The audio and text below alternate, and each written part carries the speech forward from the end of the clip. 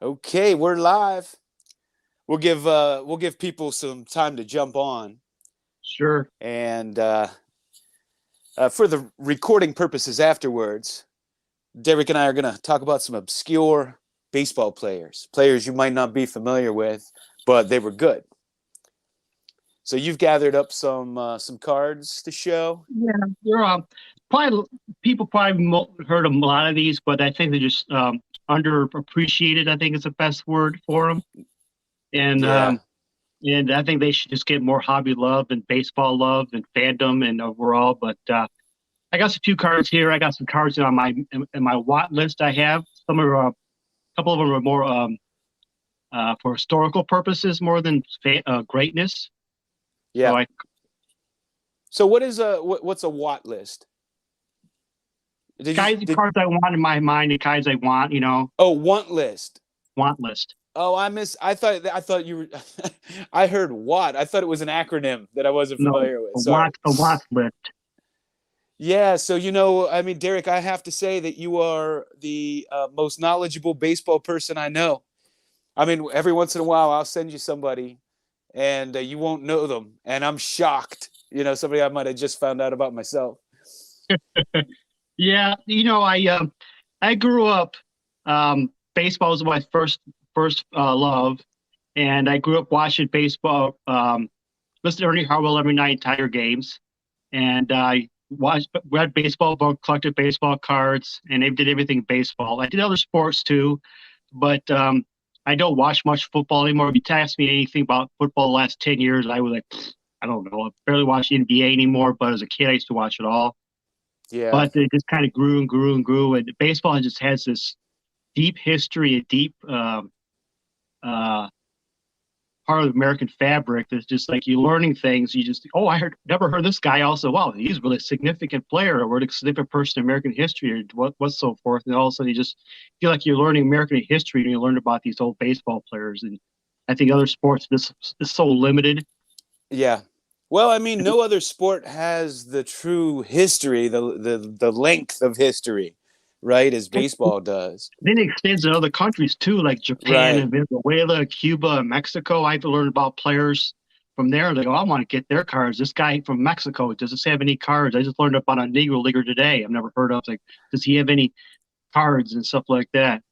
Well, I started collecting Japanese cards, and if you start to do that, and you start to look at the Negro League players, and even some of the international, Mexican League, man, it just opens up a whole new world It of great does. ball players you didn't know existed.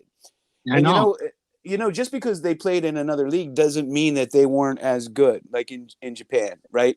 Like for Exactly. years they thought they weren't as good until Ichiro came up, Hmm. and then Matsui, and so you see, and Otani now, and you see some players coming from the Korean League, and so there's a lot of talent around, and especially back in the Negro leagues, And during exactly, that back in time. Negro Leagues, the Hispanic players, you don't know what their circumstances in life, why they didn't play in the U.S. They may just want, have better pay or something happens in their personal life, they'd rather play in Mexico or Cuba than they did in the U.S. Negro Leagues or whatnot. We just got to That's respect the decision.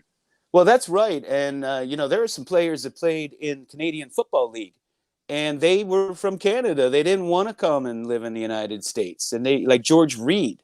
What a phenomenal running back! Probably the greatest running back that they ever had up there. However, we're here to talk baseball, and I broke something out for you because Uh-oh. if you guys don't know, Derek is he's a Tiger fan.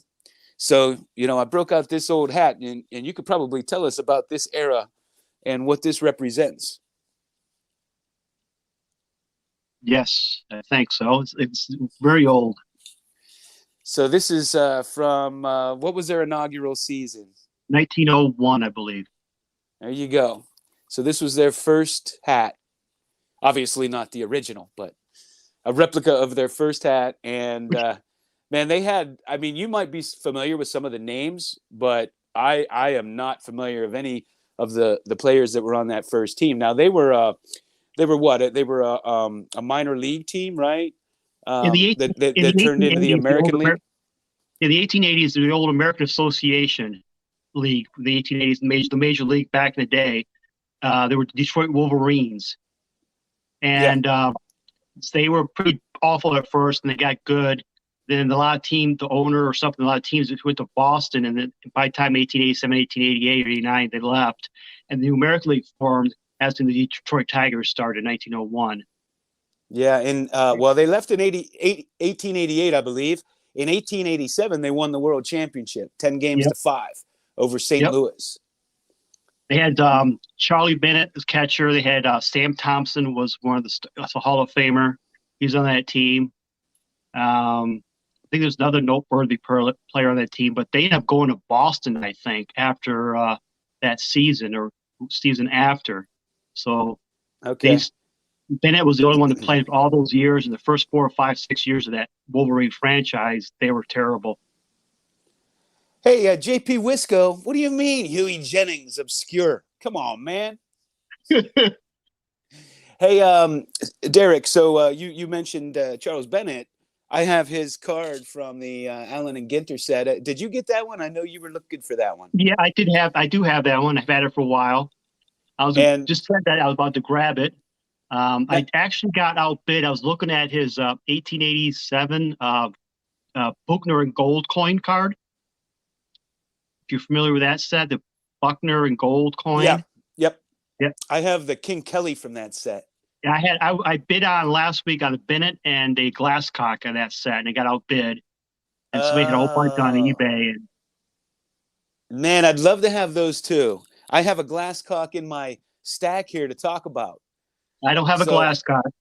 yeah, he was the Ozzie Smith of his day. We might as well talk about him now.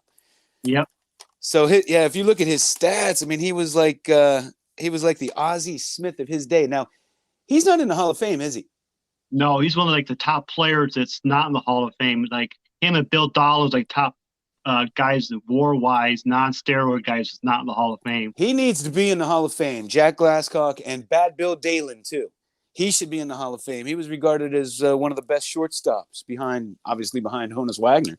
Yeah, you talk about Charles Bennett. He's listened to pre-war experts and stuff. A lot of people in the Saber numbers, like the Hall of Stats you've ever heard of, or Hall of Merit. They have like do the Hall of Stats is the website where they use only numbers, not fame or nothing else, just numbers like your war and based and stuff, and use that as their Hall of Fame. Just use Hall of Stats. That 238 MLB players, they have 238 players that's in the Hall of Stats. And then they use this formula and whatnot. And Bennett's always he's in that list, and he actually is probably the better catchers in the era. Yeah. Some might say Buck Ewing was because he's in the Hall of Fame, but Bennett actually played more games as a catcher than Ewing did. He had unbelievable defensive stats. He's regarded as probably the best defensive catcher of that era. And then they named Tiger Stadium after him, right? No.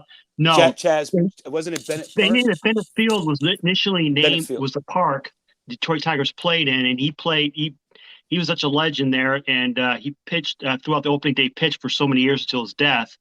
Tiger Stadium, previously known as Navin Field and Briggs Stadium, was built in the same spot, but it was basically tore down and built back up. Yeah, but it was named after him originally, right? Yes, where they played Tigers players, originally played Bennett Field after him. And wasn't he in a train accident or something? Didn't he lose the use of his legs? On the train. In a liquor store or something like that. He was very popular in town. He's like a local legend when he post playing days. Oh yeah. So the one player and the one card I want, and man, just one of the greatest players ever, is Big Ed Delahanty. He's another one that died a tragic, mysterious death. Mm-hmm. He's only got like 2 or 3 cards at bat. I've been watching one for like 2 years, but it's so damn expensive and just beyond me. But man, that's of all the cards, that's the player I want. I want a nice Big Ed Delahanty. So I put that out into the universe. You know, maybe the law of attraction will bring it to me. So what else you have? His brother played with the Tigers briefly. He had like 4 brothers who played in the majors, and one of them, James Delahanty, played with the Tigers briefly. Yeah, there was Jim, who was probably the second best player. Yeah, I think definitely, and then There was another guy that played briefly, another one of his brothers. Oh man, his name's escaping me. His first name. I don't remember that, to be honest. I Was know it Jim Joe? Was it Joe? probably. Yeah. Anyway, Jim was a pretty decent player though, but Yeah, not he's a like lot. none of them. None of them were No, like Ed. None of them were no. like Ed. I got a So card here for you. yeah, Hank Gowdy. Hank You're the Gowdy. fantastic. Yep. You know the significance of him? Tell us. He's actually the only player to participate in both World War One and World War Two. Oh wow. Yeah, he's a vet of World War One and World War Two. He's a more of a defensive-minded catcher. He's one of probably the top better catchers in the league, but not a Hall of Famer. He's actually been the Hall of Fame ballot the most ever by anybody without being elected, like 15 years or more than that. Back when they expanded Hall of Fame ballots in years and less limitations. And even after he got done playing, he has actually was the coach, and he went to Korean War as a lieutenant. And the ballpark at I think one of the Bragg State military base, one of the military bases. Park's named after Hank Gowdy. Hmm. Now, do you know the first player ever killed in a world war? First baseball player? If I remember the names, one of them was as a local guy. He went to school, University of Michigan. Trying to think of his name. I can't think of his name off the top of my head. I'm trying to think of his name too. Was it Eddie Murphy? Not the one I was thinking of, but there's like two of them that died in World War One, two or three I major have league. his card, and I'm drawing a blank on it now. I'm drawing a blank. I shouldn't ask a question I don't know the answer to. I'll have to find it. So what else you have? How about the first ever 30-30 guy, Ken Williams? Yeah, you know what? He's underrated for sure. Good ball player. Yep, he's I think he had allegations he used cork bat at some point in his career. I think that's part of his reason why he's not loved. Yeah. And then the other guy from that era too is oh my God, what's his name? Williams. Oh yeah, Cy Williams. Cy Williams, thank you. Cy Williams is only one of 3 players born before 1900 that amassed 200 home runs in Major League Baseball, and the other 2 were Rogers Hornsby and Babe Ruth. Yeah, and Williams he was really. He's on my want list. Yeah, I think he's the only player to ever lead the league in home runs in the dead ball era and the live ball era. Yeah, didn't he lead the league like four times in home runs, something like that. Something like that, yeah. He is one of those. He was one of the top players of his era, and a lot of people don't know him. Yep. Picker Jim, how are you? Man, I was going to vote for you for the Hall of Fame, but I understand you're like 2 days away. 2 days away. We need to get a waiver for that. So how about this guy? Do you know Rip Sewell? Yes. You know what he was known for? He's the Ephus pitch, right? Yes. That's right. Yeah, the big blooper, the blooper pitch. I have a Diamond Matchbook card of him. He's first started out with the Tigers. Yeah. Yep. Then he became famous with the Pirates, all-star with the Pirates, but he basically invented the Ephus pitch. Yeah, and I remember I saw Ted Williams talking about him because he said that he threw that thing to him and he swung and missed, and he was so frustrated. He's like, "Oh no!" And he was like the only guy that hit a home run off of him, I think. Yeah, I remember watching as a kid as This Week in Baseball with Dave LaRoche did the lob, his version of the Ephus pitch. They had like Gorman Thomas or something like that was trying to hit it. Yeah, I watched. Wasn't it Mario Soto for the Reds that would throw that once in a while?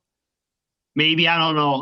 I grew up without cable, so I grew up not watching a lot of National League ball. So I grew up with Tigers and National League ball. Mostly I just watched like the Game of the Week, Monday Night Baseball. And like, I didn't have cable either. I think it was Mario Soto, but it could have been Pedro Padrón.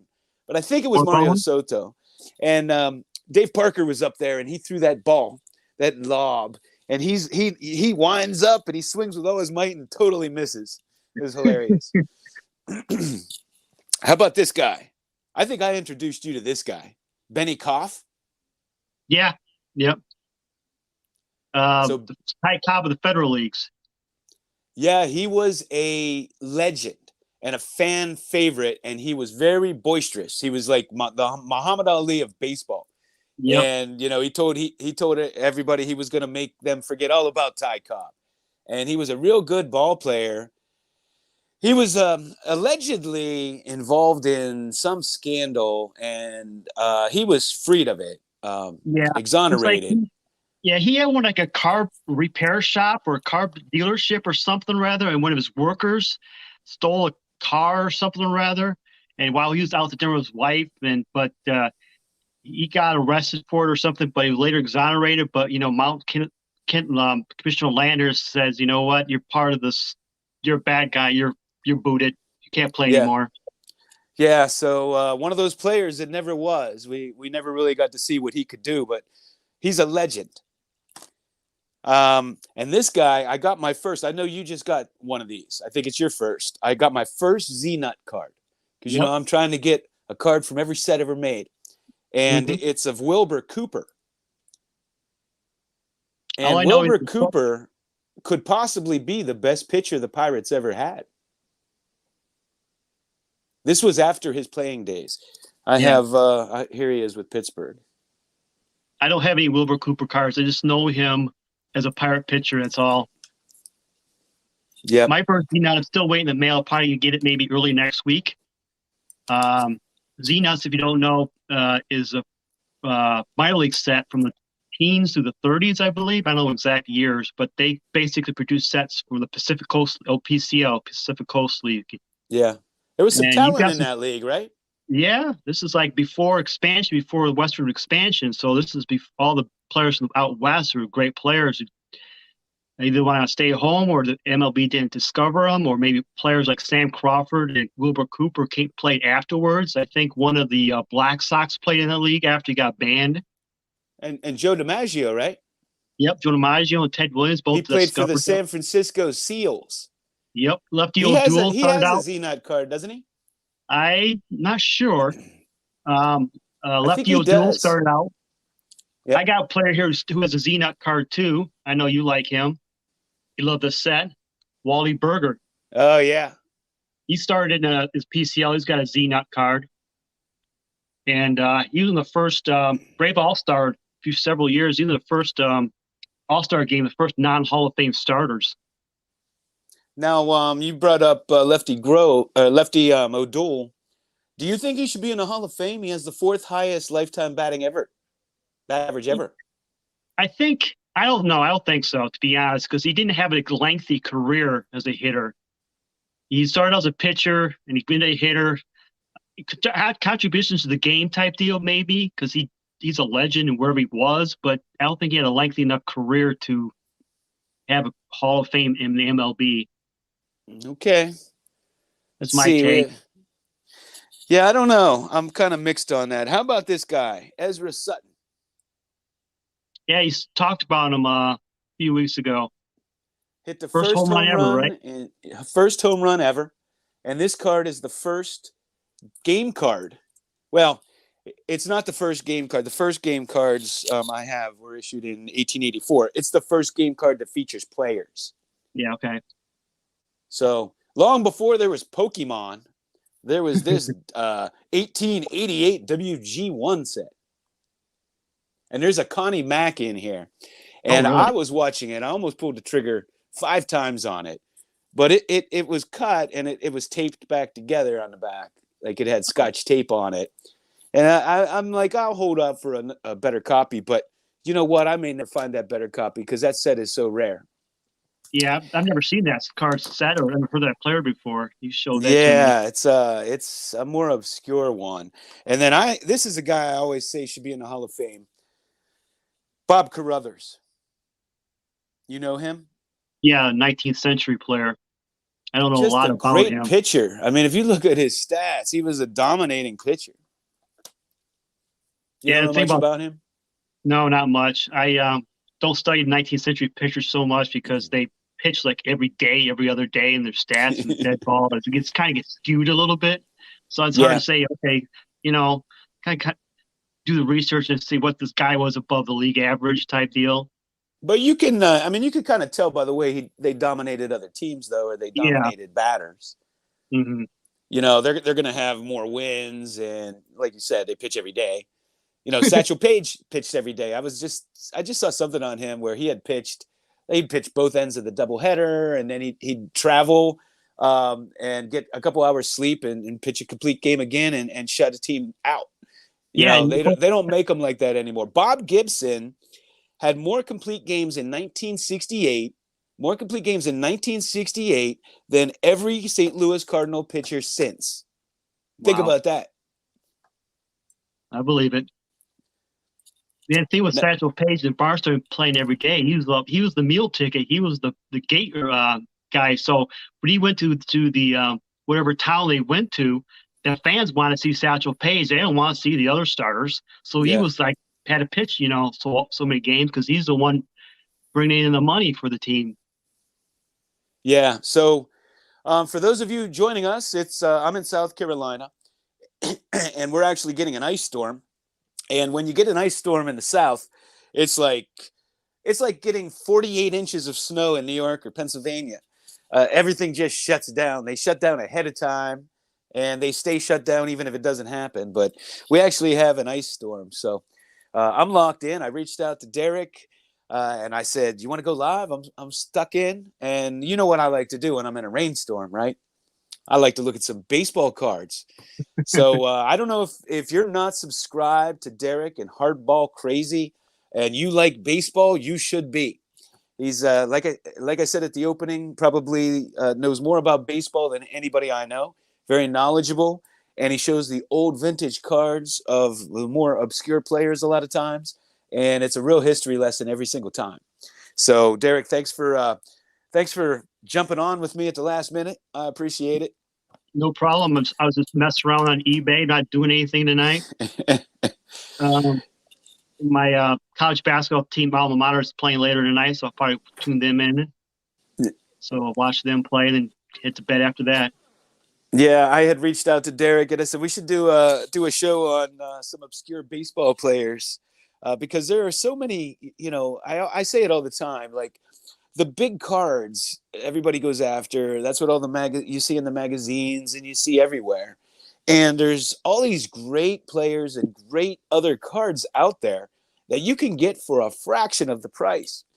And if you know and love baseball history, like I'll see, like I saw this Ned Williamson, and it's graded a 7, and I'm like Ned Williamson, I gotta, I'm as excited to get that as a Hank Aaron rookie, right? For me, such a Yep. great player. Died very young at 36, but he held the single season home run record until 1919 when Babe Ruth broke it. Now he played in a ballpark, I guess, that had a short left field or something, and most of his home runs were at home. Is that a Baker Bowl? At the Baker Bowl, Yeah, I think that was it. Philadelphia? Yeah, Yeah, I yeah. think that Talk was about it. I always say talk about people collecting the big names, the Mantles, the Aarons, the Garriggs, the Ruths, whatever era you want to talk about. Just think about it. The Hall of Fame's got what 230, 240 MLB players in the Hall of Fame. There's been over 2,000 uh, players in MLB history. So that's you only basically in 1% of the top players in history. There's good two to tier down, a few tiers down. You still got great players, and these guys just for whatever reason, some of these players just got lost in the shuffle in the history and the heads and the minds and in the conversation since. And they were great players. That's how I feel about Bad Bill Dalen and Bob Carruthers. And I mean, you could say like, you look at some of the guys like Tony Oliva and Gil Hodges, and they finally got in, but people have been calling for them to be in for years. Now, Dave here has a question for me, so hold on for me, Dave.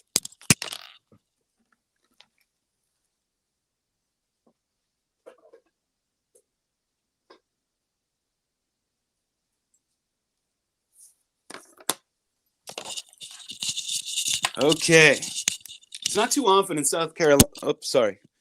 Guess I need to talk into the microphone. Not too often in South Carolina, you need a sweater.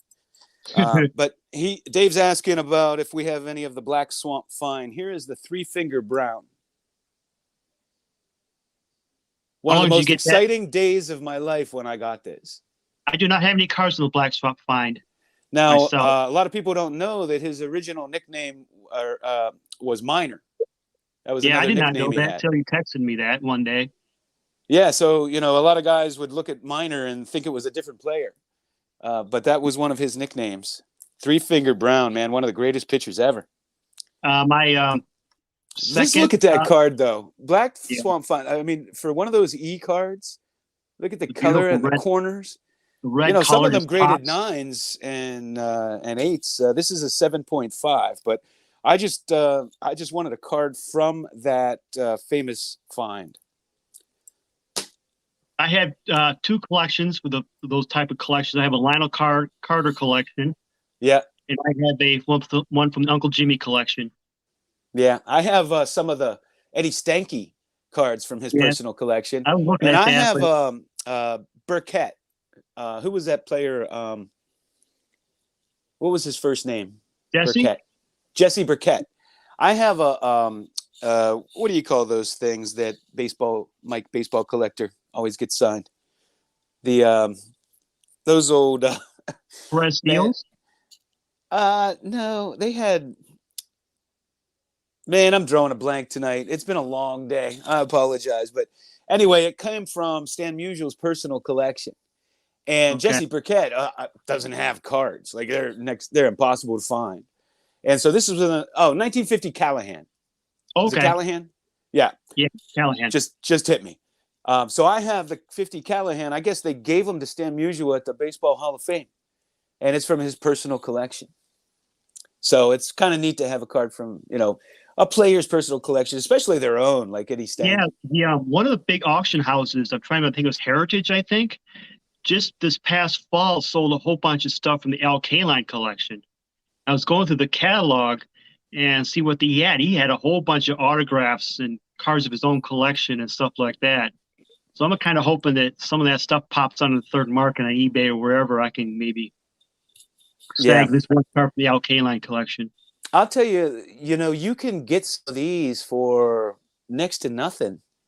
I mean, some of the greatest cards I got, I paid next to nothing for because I'm a bargain shopper. I don't pay thousands for cards. No, I don't either. I see a lot of people, and my God, like every day they're posting a $7,000 card, and I don't know I don't know if they're selling them and but it's like insane. Like I I bought wish I could do that. I last November I bought one of my highest cards I ever bought was from B. Roth, the 1914 Huey Jennings Cracker Jack, Oh, the nice, yeah. a raw one. And I said he bought it, and I was kind of thought about buying it or not because it's a pretty decent priced card. It was a fair price. Now we kind of negotiated and talked about it, and he sent it to SGC, and I got back a one, but still I'm thinking, well, this 14 Cracker Jack, that card will never go down. It's not like you're buying a $350 rookie prospect card of somebody just for Right. Zion, even somebody like Mahomes or something like that. RJ, why do you feel sorry for Derek? He has to hang out with me. I don't blame you. How about this guy, Tip O'Neill? Yes, a Triple Crown winner from the 19th century. 1887 Triple Crown winner, yes. And he led the league in batting the following year as well in 1888, but he also has the second highest batting average in history. And do you know who has the highest? Batting average history, all time, Ty Cobb. I should have pulled his card out too. I don't have a Ty Cobb. No, it's not. It's not Ty Cobb.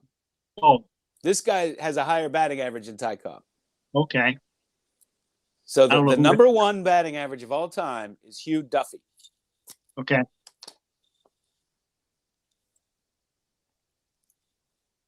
Yeah. How about this guy?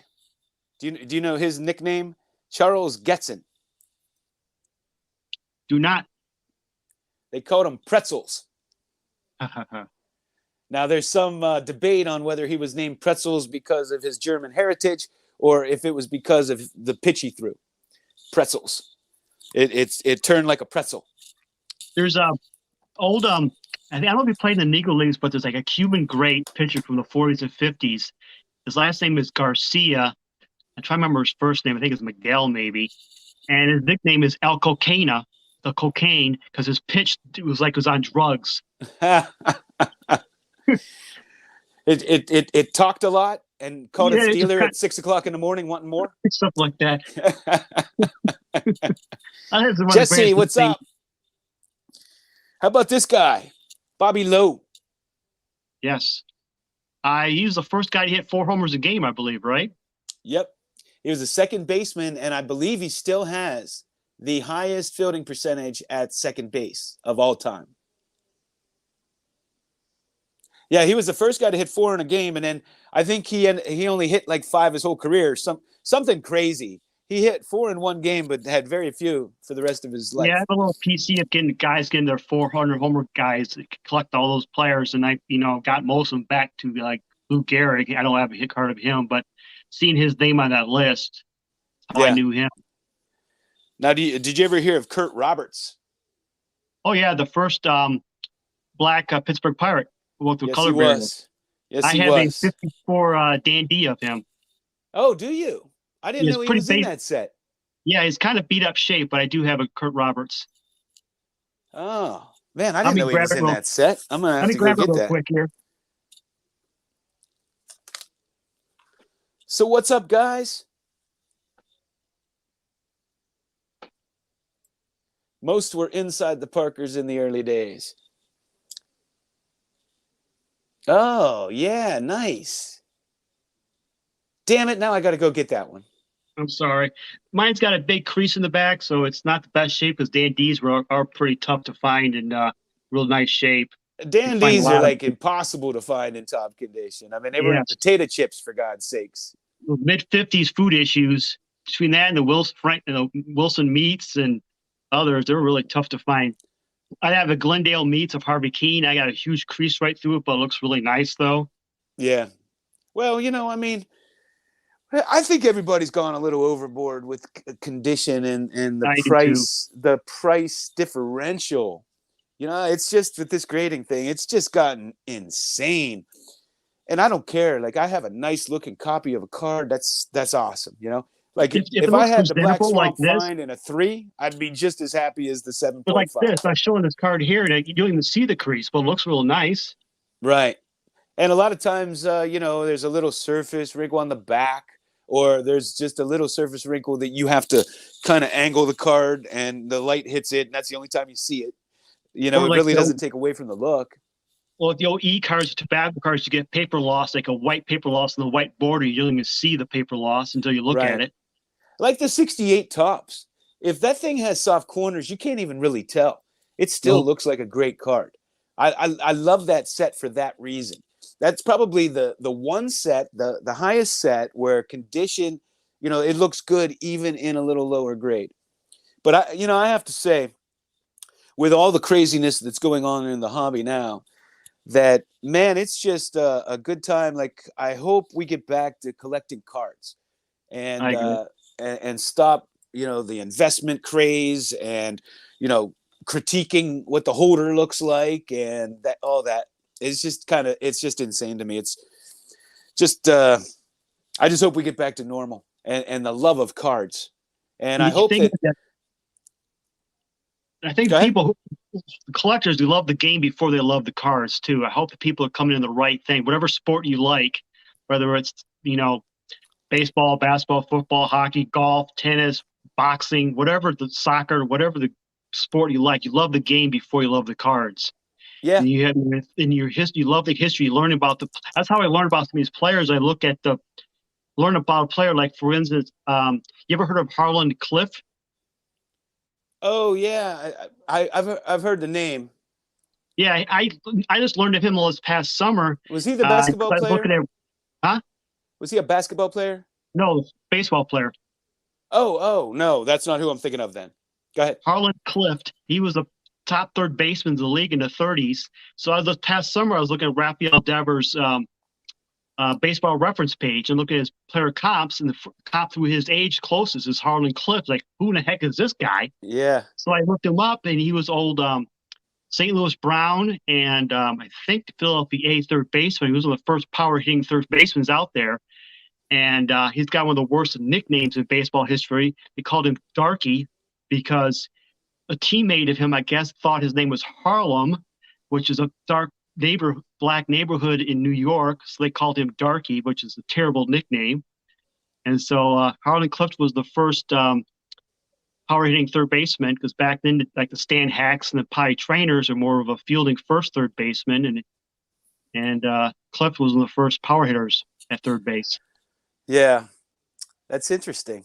There was another great third baseman, Freddie Lindstrom. Did you ever hear of him? Yeah. Yeah. And he came to Pittsburgh. Yeah, and people don't know about him, but he was one of the best third basemen. He came to Pittsburgh, and of course, they had another phenomenal Hall of Famer, one of the greatest third basemen ever, in Pie Trainer. So they moved him to left field, and they played on the same team together. But that's an obscure Hall of Famer. Chick Hafey, another one a lot of guys don't know about. Ernie Lombardi, he doesn't get enough love. He was the first catcher to win 2 batting titles. Yeah, and Gabby Hartnett, for that matter, too. Gabby Hartnett, another catcher. Homer and the Glowman. Yeah, Ernie Lombardi was a big guy and had the bat to go with the fielding, you know? Yeah. But a lot of these guys, they're in the Hall of Fame for a reason. Mm-hmm. You know? Now, have you ever heard of this guy? I used to watch him play personally. Is it Rafael Belliard? Yep. I used to joke all the time, like he couldn't hit his way out of a wet paper bag. I remember him from the 91 Braves. So they started watching. I'm a big Braves fan because John Smoltz is from this town I live in. I used to live about a walking distance from the old high school. So John Smoltz is a local legend here. So when he became up with the Braves, I started watching the Braves and was a big fan of the Braves teams in the 90s because a lot of John Smoltz and those teams. Greg Maddux is one of the greatest pitchers I ever watched in my life. He could put that ball anywhere he wanted. I mean, a guy didn't have any speed whatsoever, and he just owned batters. He just owned them. He worked that plate like no pitcher I've ever seen in my life. I got a Madlock was very talented, Dave. Now, I am a huge Bill Madlock fan. Oh, yeah. Mad Dog. I have his son back here. And I used to go to the games early to watch him play because I thought he was such an amazing hitter. And he played with 2 bat boys before the games. And he would play pepper with them, and he would hit to both of them and practice hitting to both fields. That's something you'll never see a batter do today because they don't hit to both fields anymore. But all your high average hitters all hit to all fields with the exception of Ted Williams. And you just won't see that anymore, and that's why you don't see high batting averages. Because it's next to impossible to have a high batting average if you don't go with pitches. You know, I watch some of these guys. The Pirates had this big first baseman, and man, when he got a hold of the ball, like he would clobber it. But if it was outside, he tried to pull everything, and he would just beat it into the ground and hit a little chopper. Pedro Alvarez. And it used to frustrate me. I wanted him to hire me. I would do it for free. I wanted to coach him on hitting because I thought he would be a really great hitter if he would learn to go with some of those pitches. He had the power to hit it the opposite direction. You don't have to pull everything. And it was either a home run or it was a weak grounder because, you know, when you're pulling it back across your body like that, a 90-mile-an-hour fastball, what are you going to hit? You're going to hit a little chopper. And that's what he did. It was either a little chopper or it was a home run. Pedro, if you're listening, man, go with the pitch. You have the power. You can hit it out of that ballpark, no problem. I used to watch him hit it into the river in PNC Park. Man, the guy, I was a big fan of his. And they moved him to first base. And, man, he was like the worst fielding first baseman ever. Maybe behind Dr. Strangeglove, Dick Stewart. But when they played him at third, he was actually a decent third baseman. But for whatever reason, he couldn't play first. But some of these guys, you know, it's what I say with Tatis. Like, man, he's almost a surefire Hall of Famer if you move him to second. I But think you his know throw, what. To be honest, I think his best move is to move to center field. I don't. His arm is he's not accurate. You got to put But him you at know, second because he's a good but you know, fielder. He just yeah. doesn't have an accurate throwing arm. Why you want an accurate throwing arm and an inaccurate throwing arm in center? Well, center field, you don't need the arm as much as you do like in right field. And he has athleticism to play all over. And in being center field, look, when he's playing the right field a little bit, he might have a little, keeps his in the game more being a center fielder, like he Now did a now shortstop. let me make this point. You put him in center field, and every single hit up the middle turns into a double. If he can't throw somebody out from short, how's he going to throw it to a base from center? Well, Willie McGee didn't have a good arm in center field either, and he managed some of those little, Well, I'm tail talking off. accuracy. I mean, he throws the ball into the stands from shortstop. Watch highlights of his throwing errors. They're balls that are right to him. They're not like some of them, he goes and runs and it's a tougher play. But I mean, his throwing errors are insane. They're like nowhere near the first baseman. But they have Padres got a top prospect in C.J. Abrams. He could be the shortstop of the future. I still think, it's not like they're going to have, he's about almost ready to be there. So, yeah. Well, I think he's a good fielder. I think they're doing him a disservice by having him at short. But these players today, you can't move them or they want traded. They don't want to listen to managers or anybody. But I think a good manager would move him to second base. And I think at second base, he could go down in history as one of the greatest second basemen to ever play the game. Well, they got Bob Melvin as a manager now, so let's see what he does. He's a very good manager. Yeah. I don't, I mean, all these young guys right now, if you look at all the shortstops, they're all the greatest that ever played the game because we never had shortstops like, power hitting shortstops other than like Ernie Banks, A-Rod back in the day. But that's why Ernie Banks was so popular. He was the only one for generations. There was a power hitting shortstop, and he wasn't a particularly great defensive shortstop. He was adequate. If the ball came to him, he made the play. But it's not like he had tons of range or anything like that. But these guys today, I mean, they're all fantastic shortstops. It's unreal. Okay, So, yeah, go ahead. I got two big questions for you. Yeah. Who was the first black Major League Baseball pitcher from the Negro Leagues? Pitcher? Pitcher. I mean, not like legitimately in the 40s, not from back in like the 1800s. Yeah. Legitimately the 40s. The first black pitcher was Joe Black. No. Don Newcomb. Right. Huh? Don Newcomb. That's Dan Bankhead. Dan Bankhead, yeah. You're right, yeah. Well, Joe Black, was he maybe in the first I think he first to win a World Series game, I believe. He was I know he was early. Larry Doby, he was the second one up, right? Yeah, he was first, yeah. And Monty Irvin was early on. Mm-hmm. Then there's Hank Thompson, who was 47. Thompson. He was the first to integrate both the American League team and the National League team, Giants and the Browns. What do you mean he was the first to integrate? He was the first black player in American League to integrate two teams, one in the American League, one in the National League. Oh, two teams. I got you. Now he had didn't he have legal problems? Didn't he get into trouble? I think he had early passing, I believe. I can't remember exactly. I thought he had some issue and that kind of ended his career early. There were a lot of great athletes that happened to, especially in other sports. Like you look at Big Daddy Lipscomb. Yeah. He could have been one of the greatest defensive linemen ever, but had such a short career. Died of, I think, a heroin overdose. He just couldn't get off the drugs. He liked to live the good life. But my dad insists he's the greatest defensive lineman he ever watched. Talk about defensive lineman from the Colts, who could have been from this area is Bubba Smith. He was the first overall pick in the 66-67 merger draft. And you look at his thing, he was a beast. He was fast. He was bigger than everything else, but he tore his knee when those old goalposts, when they were more rigid, and he career ended, he wasn't the same, but Bubba Smith could have been something. Well, I mean, he is still, at least when I was growing up, he was regarded as a great football player.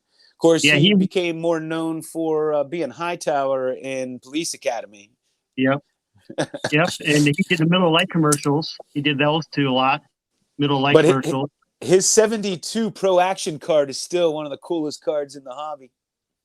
But I'm see Michigan State's my alma mater. I have a huge collection. I can't be see behind me. Uh, Binders at 9, 10 binders of all Michigan State players from all sports. And Bubba Smith is 70 tops, is 71 tops, is 72 tops high number, 75 and 76 tops, all the same pose, all the same Yep, picture. yep, yep. It was like, Yeah, they come on, must you not have. got this. I don't think he was a willing participant to have more pictures taken. They kept using the I same guess one over and not. over. Yeah, but I talked to. I didn't. He was a little before my time, I was just asking my dad about him recently, and I was like, "Was he good?" And he's like, "Oh yeah." My dad was a student at MSU when he was here at MSU. And the 66 10-10 tie was a famous game in college football history.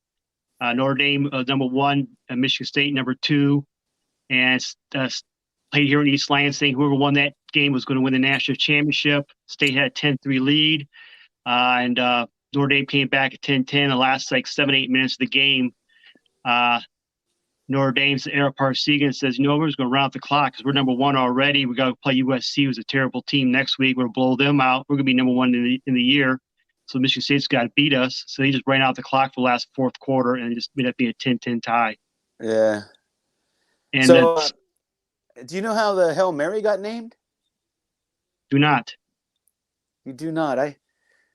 So I guess it was Notre Dame, and they had no prayer womening or whatever. And it was the last play of the game, and they all went in a huddle and said a Hail Mary, and then completed the pass. Doesn't surprise me he came from Notre Dame. What black pitcher threw the first no hitter? Sam Jones, I believe. I believe you're correct. Are we correct? I just picked up a bunch of his cards when I learned that. Now I have one for you, and Okay. you probably know this. I think for Aaron, I asked him on a live feed, and I don't think he got it at the time, but he'll remember now. Who's the only black pitcher to ever throw two individual no hitters? And I say individual because Vida Blue had a shared one. He had one no hitter on his own and one that was shared. So who's the only black pitcher to ever throw two no hitters by himself? Anybody know the answer?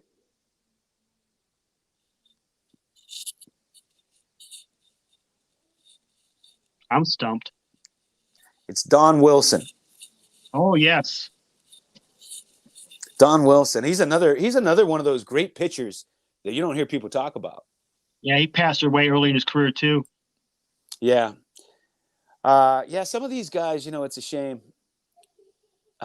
It's always a shame when people die young, but for the fans and so forth, it's really sad. Like, it's always struck me how you might not know somebody, right? Like, I don't know Kobe Bryant, right? And I didn't know Thurman Munson, but you feel like you lost a family member when these guys die young and suddenly. You know what I mean? Yeah. It's like you. Yeah, go ahead. Not so much dying young, but I grew up, like I said before, if people tuned in, I never had cable growing up. Grew up in the 80s, didn't have cable, so your summer TV was basically reruns of the fall shows. So you Yep. watch whatever favorite show that's like Cheers, and you watch in September and October, November. By the time summer comes around, they're all reruns until next fall season starts. So in the summer, I didn't watch much TV. I was out, outside playing, doing things. And a lot of times I'm doing something. I'm listening to Ernie Harwell games on Paul Carey and Tiger games and WJR. I listened to Paul Carey so many times. When he passed away, I actually shed tears because I felt like I lost my third grandfather. Yeah, I know. It's amazing. So you're talking about the channels we had growing up. Well, I had three. I had three channels, and then I had a public channel that came in all fuzzy. And we had back then, you remember that rotary you had, Oh, and you would turn the antenna, and it would go toot, toot, toot, toot, Yep. right? And so my dad, I'd have to go get him a beer, and I was his remote control. We didn't have a remote control, so he'd be like, "Go turn the channel." So you turn the channel, and then you have to turn the antenna too to get that Yep. channel in. So our rotary broke, and it was the dead of winter in Western Pennsylvania. I lived out in the country, and we had an antenna, and it was on a metal pole that came down the side of the house. And so he'd be like, "You need to go outside and turn the antenna," right? So I'd be out there, and my it would like tear the skin off of my hands because it was frozen metal, and I'm turning it, and he's yelling out, "No, go back a little. No, you went too far." And I remember I had a neighbor who was our friend. He was my family friend, and he came over one day. He's like, "I am calling child services on you. I can't believe you have your son out here doing it." But we only got 3 channels, so you didn't get to watch anything, right? So you had to find ways to entertain yourself. And I think Mhm. that's why I was commenting the other day that even though the younger generation has access to the internet, to whatever book they want, anything you can find anything online, right? You have Yep. access to everything. We learned more about the history of the games back then. And I think it's because we didn't have much to do. So you sat in your room, you listened to some records, and you read books, and you read the backs of baseball cards because we had a lot of time on our hands. If you weren't playing ball, then normally you were at your house, by yourself. And sometimes you like the backs of the baseball cards, like the old tops of the 70s, 80s. Like, did you know this or what happened this day in history and stuff like that? You see a player you never heard of, so you kind of find out who that player was. Yeah, but yeah, I think we have more of a curiosity because there's so much more to distract you nowadays, right? Like I knew every song on the top 40, and now there's so much music all over the place, and a lot of it's good. Like I remember, I found The Weeknd about 4 years before anybody heard of him. He had done a homemade album, and I had this thing. I was listening to it, and I thought, wow, I just loved his first album, and it was a double album, and I would play it for everybody. And a couple years later, he blows up, and so you can find this stuff if you go looking for it. It's just we have access to just everything. But the more we have access to, I think we get lazier. Like we expect it to come to us. And when you and I were growing up, it was like it kind of did come to you because you only had 3 channels. So if there was a game on, that's what you watched, right? Yep. And so you watched a lot of things just because that was your only choice. And now when you're going on TV, I mean, my God, the amount of choices. I don't even know if a game's on anymore. Like I have to look it up, you know, where before you knew everything that was happening, everything, because it was going to be on one of those 3 channels, and you flip through them, and And you you watch never a lot of missed shows. anything. Yep. You Yeah, watch a lot of shows you normally wouldn't watch now too, like maybe some it, great comedies or whatever. It's like because it was on TV. Like I grew up. Thursday night, 8 o'clock was Cosby Show, Family Ties, Cheers, Night Court, and LA Law. So you pretty much want to watch one or two of those shows. You watch the whole thing. Nowadays, it's like, oh, this show's on TV. Just stream it and binge watch it. yeah, which is nice. I mean, I'm not saying anything's. It's not better nowadays, but Yeah. it's just fascinating to me. I don't know. Maybe people just don't have the love of the game or the history. Maybe not the love of the history anymore. It's like I say this with football because of the rule changes. I mean, who in the future are these kids going to want to collect Johnny Unitas? You know, I Yeah. mean, because of the rule changes, it just made his records impossible to hold. Even though he was regarded as the greatest QB up until Tom Brady came along. You know, So Yeah, my favorite wide receiver growing up was Steve Largent because yeah, he was a little slow white guy, but he was so precise in his moves. He can make the fastest defensive back, the best defensive back, to spin in circles because he was so precise in his routes. And he caught everything. He got to him. By the time his career ended, he had the all-time lead in receptions and touchdowns and yards and all that stuff. But that well, why, day, but why did he have that? Because he started his career right around the time of the Mel Blount rule. mhm, He would have never had that in the 70s. He would have never had that in the 60s. he would have never. I mean, he would have probably not, been as good as a Lance Allworth or and a lot of those really good receivers from back then.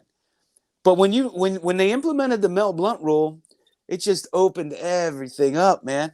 And no old receiver was ever going to hold another record. That Don Hudson's record that he broke was considered to be the like the Babe Ruth home run record at one time. You know what I mean? Like, Yeah.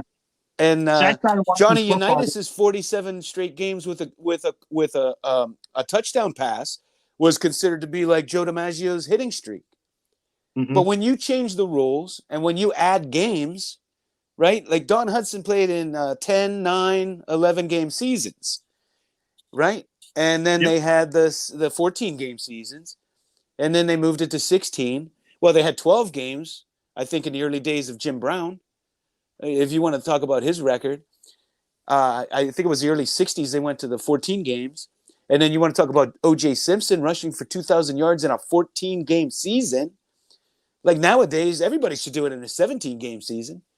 I did the math the other day, and just got it because I don't watch much football anymore at all. The pros, I barely watch any, and I did the math. A 1,000-yard rusher growing up is a big deal.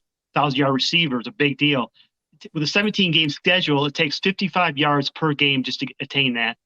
So Yeah. basically, what, an average game, mediocre game, a below average game, you get 1,000 yards automatically. Yeah, I mean, let's face it. There are mediocre quarterbacks that throw for 300, 400 yards a game now. You would have never seen that in the 70s. No way. Because people like Mel Blount would beat those receivers the whole way down the field. You didn't get open.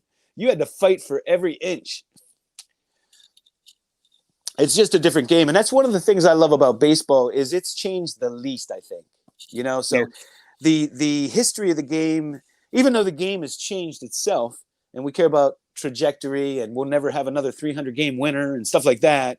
It's definitely affected it, but I think it's affected it less. I did a video on Kareem Abdul-Jabbar, and you know, I think LeBron James, it's going to take him like 106 more games to break his all-time record. Well, he didn't play with a 3-point shot. He had one 3-point shot his entire career. So when you bring in the 3-point shot, of course, a modern day guy is going to break that record. Of course he is. You know what I mean? Yeah. So when you change the rules, you change a lot of the history. And when you're into history and you're into card collecting, we could still appreciate it because we know that. But what I'm saying is, like, a lot of the young players, they're going to look at every old football card and they're going to care less. I just picked up a Bobby Lane rookie card from the Leaf set, one of the greatest football cards ever made. Young kids won't care 2 cents about it, because when you look at all these stats, who are the top quarterbacks? Drew Brees, Tom Brady, Peyton Manning. It's only modern quarterbacks. Same You with know what? receivers. I put some of that blame on the NFL itself. They don't talk about the history of the game like they do in MLB or anything like that. They even talk about the last undefeated team. They always talk about Super Bowl era only. They never talk about the guys in the 50s and the 40s. I believe there's an undefeated team in the 50s, like the Browns, like early 50s. But they mention undefeated teams. Always say the 72 Dolphins. They never mention anybody older. Talk about great players. They never talk about anybody era they're watching. They go far back as the 80s or something like that. Montana Rice, but barely they touched the 70s and 60s and even Yeah, before that. and the rule changes I'm talking about, they never talk about them. They No, don't want to bring light to that. They just want to celebrate record after record after record. They were making such a big deal this year about single season records being broken on the 17th game. And I'm like, what are you celebrating? Of course they're going to be broken. What do you think? You added a game. Like, I'm a huge TJ Watt fan. There's no bigger TJ Watt fan on the planet than me. But, am I celebrating that he tied Michael Strahan's record? No, it took him 2 extra games to do it, even though he missed 2 games. I got a football player from the past. Football sacks. Do you remember Al Bubba Baker? Yeah, Al Baker for the Lions. Yeah, he's when I started watching football in the 80s, I started watching sports about 1980 or so. It was Bubba Baker on defense, the star player, and then offense was Billy Sims. and Billy they were like, Sims, great running back. I remember yes, watching him in college. yes, and he was So a the great Steve, running back for great what's player that? for the Lions until he hurt his knee. But I just read an article a while ago with because sacks stat didn't come about like 81 or so, 1980, that era. And so they did look back at Bubba Baker's rookie year, and one of analytics groups, whatever, he actually had more sacks than Strahan. He had like 23 sacks this season. So if unofficial record, maybe Bubba Baker. Well, you're right about that. And that's another thing. They've added stats that they didn't used to keep. Deacon Jones insists that he's the all-time sack leader, but they didn't keep sacks when he played. So we have no idea. But he insists to this day that he is the all-time sack leader. I'm not going to argue with him. I'm not either. He was a great lineman, but man, there were a lot of them. How about Leroy Selman? You remember him, Tampa Bay? And Tampa he Bay. played on some bad teams. Yeah. And Ed Too Tall Jones, why isn't he in the Hall of Fame? His boxing foray, maybe, I don't know. Well, he left and came back, and he still is the all-time leader in the Cowboys in consecutive games played. Even though he he left and boxed and came back. I But don't he know. was I remember watching him growing up. He was he was a great lineman. My first Too Tall Jones memory was Joe Montana's the catch threw over Too Tall Jones to catch Dwight Clark. And that was we're going Yeah. to school the next day. He's like, "Oh, did you see that? Joe Montana threw over Too Tall Jones?" Because we all as kids, maybe thought he was like 10 feet tall. Yeah, Joe Montana grew up right down the road from where I did. He was from my town and right down the road there. And Michael Moore, the heavyweight champ, he was from that area too. And my friend's father was a Gold Gloves boxer, and he trained Michael Moore when he was young. I mean, how exciting would it be to train a guy who becomes the heavyweight champ of the world, even if it's just for one day? And when he made all that money, he came home and he bought the police force. It's a very depressed old steel mill town called Monessen. And he bought the whole police force new cars. That's awesome. With his money. And Monessen, interestingly, if you ever saw that movie Striking Distance with Bruce Willis, I think it was Striking Distance. I'm sure. Where there was a serial killer and all these women would go missing and stuff. Okay. But that was filmed in Monessen, and they had took bars. They took like a bank and made it look like a bar. But when you're familiar with the area, you could recognize all the scenes. And it's funny because when they're driving through Pittsburgh, if you know the city, they start out on one end of the city and like in a police chase, and then they're in another area that would have taken them 20 minutes to get to. They would merge the areas together. But I digress. So what? Let's talk about some other obscure baseball players. You have any more trivia for the group here? I'm not sure. I just got some other players. I actually have a player I'm thinking about pulling a trigger on. I don't have a card in front of me. Do you know the name? I know it's pronounced Lena or Lena Blackburn. Russell Blackburn. I know that name. Why? He was a infielder for the White Sox. Wasn't much of a hitter. The coaching as a coach of the Philadelphia third base coach of Philadelphia A's. The umpire made some comment to him about the balls being hard to grip and stuff like that. So he went on his mission to find the best way to grip the balls, and he started getting the balls from the Delaware River mud. Use that baseball. To this day, you go on lenablackburn.com, you can get mud from for your baseballs. Is that right? Yeah. So in the old days, that was part of the game in the early 1900s. They would intentionally scuff the ball, put dirt on the ball, and that's what changed the rules was when Carl Mays, who did he kill? Ray Chapman. Yeah. So he beamed them because when it was overcast, you couldn't see the ball because the pitcher would. A lot of people probably don't know this. They would muddy the ball, put dirt on it. They didn't want the batter to see it. So guys like Walter Johnson in that era. And when the guy got beamed because he never saw the ball coming, and he died, and they changed the rules that you were no longer allowed to do that to the ball, and that's when it became, it had to have a white ball so you could see it. Yep, and Mays was actually a side armor too, so he came in from the side to Chapman also. Yeah, yeah. I always forget Chapman's name. Um, that tragic though. That was the first guy that ever died playing baseball, right? Yeah, I believe so. I think so. Now you mentioned Maz was your coach in 2000.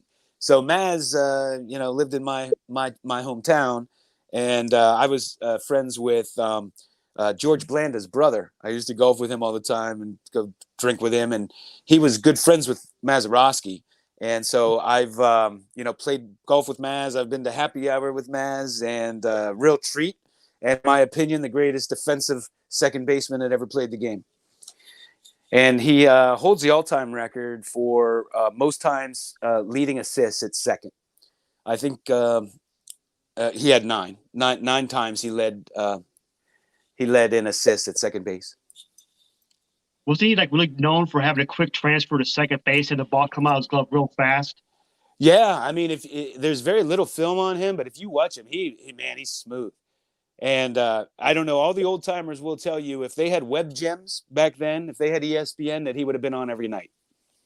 He was just supposedly a great defensive catcher, second baseman. But if you ever see film on him, I mean, you could tell just one little piece of film, you could see how smooth he was.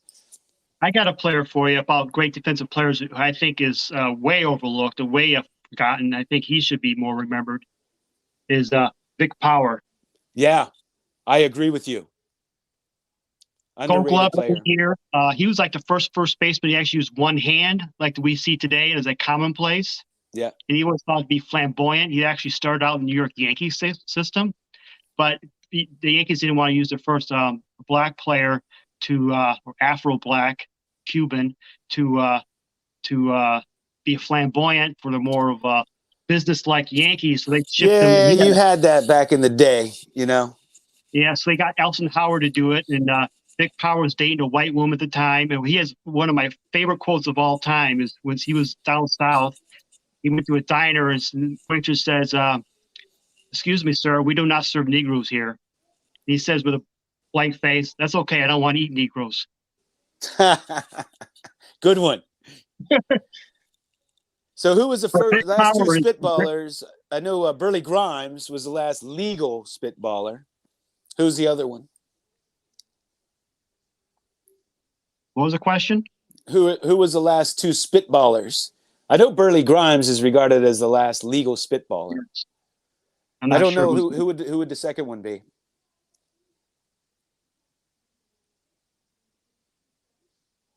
Gaylord Perry.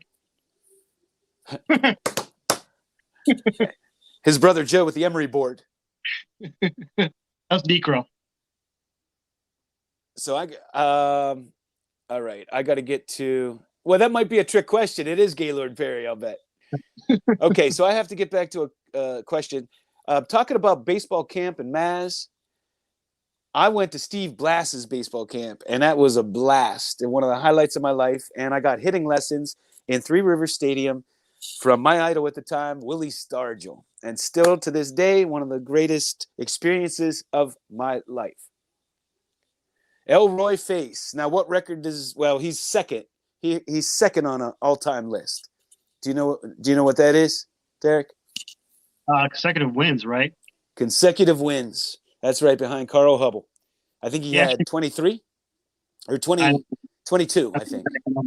22, and there are three guys tied at 21. Do you know who they are? Marquard's up there. Marquard, or maybe it's 20. It's 20 or 21. Marquard, and he originally was credited with 19. They later gave him another win because they changed the rules. So Marquard. Somebody recent, I believe, isn't it? Garrett Cole just tied it. Yeah. I'm drawing a blank on the third one. Oh, man. Why am I drawing a blank on that? Is it Pedro? Might be Pedro. Does anybody know the third one on that list? If they do. If you do, post it. Elroy Fates actually ended his career, or near the end of his career, was a 68 Tiger World Series champion. He wants to know if he should pick up Rafael Belliard or Jose Lind. So I'll tell you a funny story. I was out drinking with Maz, and I don't know. I like to bust chops, and like Lou Rock and James, Elite Hunters, and Don, Field of Dreams cards. They'll tell you because I text them all the time. So when I'm drinking. So I remember I went to Bill Mazeroski. I'm like, don't you think Jose Lind's the best defensive second baseman the Pirates ever had? Because when he came up, he was like Ozzie Smith at second base, man. He was a phenomenal defensive second baseman. And that's what makes it so tragic that he made an error in the playoff game for us to lose, because he was just so good. And Maz got real mad. And he's like, who holds the all-time record at second base? And I'm like, Nellie Fox? And it was funny because he was getting so mad at me. I'm like, I'm just busting your chops, man. But Rafael Belliard, man, couldn't hit his way out of a paper bag. Where are we at here?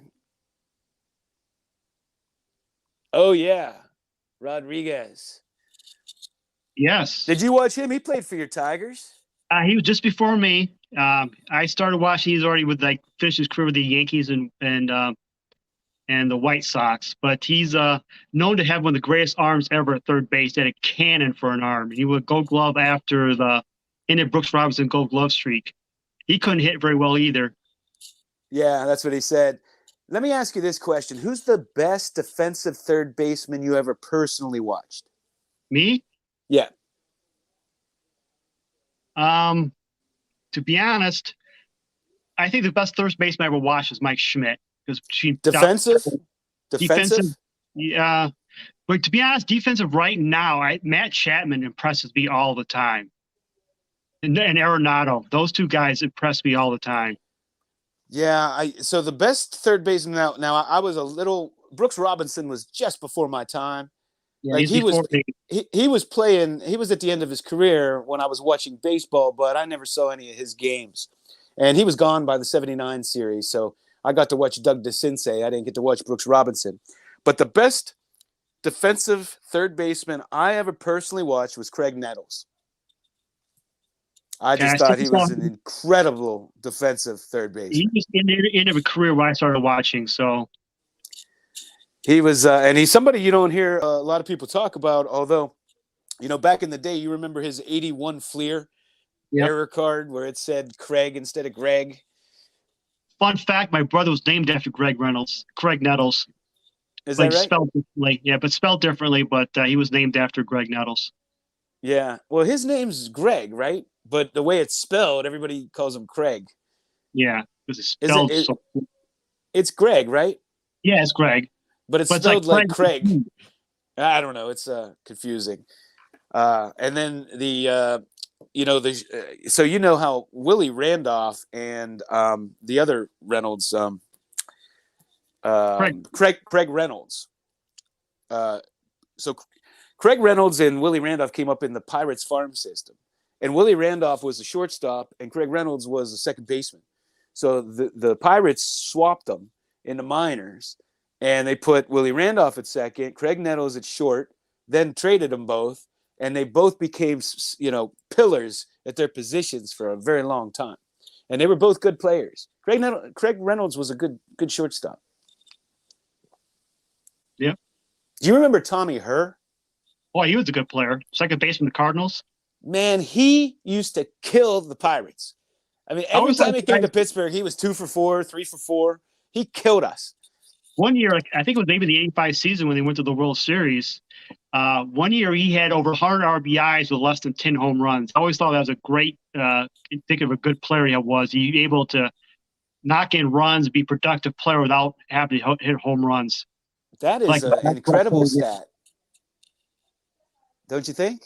Yeah, and I think Paul Maurer did it 1 year. I don't know how many done in the live ball expansion era, but there's very few who've done that.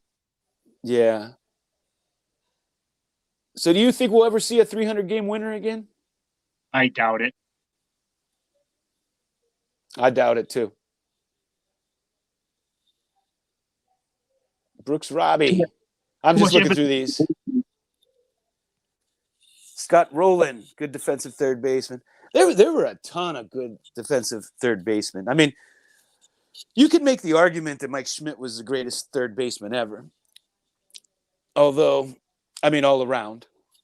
Yeah, Although I'm a Pie Trainer fan. yeah. And man, I'm a Bill Madlock fan. Bill Madlock. Man, I used to love to watch him hit, as I said earlier. But yeah, you might be biased as a Schmidt collector. You know, Schmidt, I have to say, Mike Schmidt doesn't get enough hobby love. His rookie card is finally coming around. His 1974 card when I was growing up was one of the most cherished 70s cards. The first card where he was by himself. Yeah, I have Because, that you one. know, and a lot of you guys, if you're younger, don't know that, you know, the rookie card wasn't a thing. And when I was growing up, we wanted the first card, or it didn't even have to be the first card, but we wanted a card with the player only. Those little floating heads, we didn't want those cards. They were I not a still hot don't. thing I until the still rookie don't. card was invented. I still don't want those. Right. I mean, they're 69 dumb. Johnny Bench or 69 rookie. I'll take a 69 bench all day long because it's a beautiful card. Yeah, I mean, you know, the difference between a 63 Pete Rose and a 64. So if you're a little kid and they haven't coined the term rookie card yet, and there's no premium on the rookie card. In fact, it's cheaper. Which one would you pick? So I ended up with you know, all the cards, but a lot of those rookie cards. Honestly, growing up, and I had to go get them later if I wanted Yeah, them for my set. you can find all 64 Willie Stars. You'll set as 63, right? Absolutely. I mean, you know, when I was growing up and I started collecting, I wanted the best looking cards, right? Like I ended up not having, even though I had most of the 60s cards, I ended up not having 63 Willie Mays, Hank Aaron, and Roberto Clemente because I thought they were all ugly cards. I was not a fan of the cards. So if you have a choice and you only have, you know, you have a limited budget, I'm scraping together change to go to the flea market, right? If you have a limited budget, what are you going to do? You're going to buy the cards that are the best looking to you, right? You're going to go out of your way. Like that's why the 56 Mickey Mantles were so much beyond the fact that it was his triple crown season. But I always thought that was an ugly card. So I never bought it growing up because it looks like he's painted on with those big teeth and it's not even a good art job of him. And so I just never bought that card because I never liked it. I bought the Ted Williams. I bought the Jackie Robinson. But people love that card and they think it's an amazing looking card. So, and that's fine, but that's why it's worth so much. You know, it's not even near his rookie season. You know what card of the legend I thought it's always ugly, and just the picture is the 70 tops Hank Aaron. Looks like he's looking at a ghost, or he's like this stare. The look he's giving you is like, what? It's like, this is an awful picture of Hank Aaron. Yeah. So, I mean, you know, back then you couldn't be too picky. There was no No. eBay or anything. So if you found it, if you happened to find it and it was a player you like, you'd buy it, right? But if you had a choice, you'd always go with the better looking card. That's just what we did. And I still collect that way. I mean, if I have to have a choice, I go with the better looking card, the one I like the best.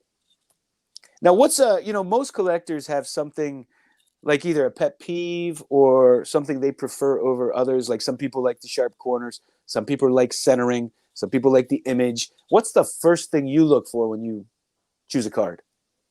Uh, probably just the stop centering mostly, but just the whole overall eye appeal. There's nothing to take away from the picture. The the the picture itself.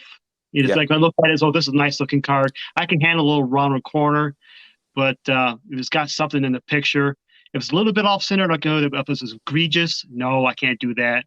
The first thing I look at is the borders. But if it's something's, you know, paper loss or writing or just snow or something that's on the picture itself. Yeah. For me, it's centering. It's both centering and the image quality. Like I don't, you know, if there's a little mark over somebody's face or on a key part of the card, I don't like that. I don't mind soft corners. I don't mind a little rounded corners. If it's perfectly centered, that's like the least important thing to me. Which is probably why I don't like grading because a rounded corner will never get a, you know, near a top grade. And the sets are hard to find it with good registration, good images of 49 Leaf. Sometimes those like are really, really tough to find. Oh yeah.